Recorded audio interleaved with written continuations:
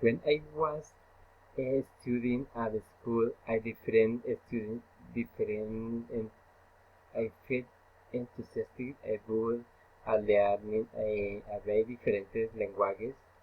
Too many circumstances and in that time school not to practice from 6 to 9 in the 20 in my English, and from 10 and 11 they watching the frequency, and that time in the was very difficult.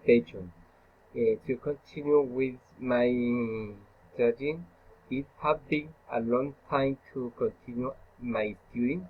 With from I become to student lead and the second language. To use advancing the technology, available listen to English and French and eggs today.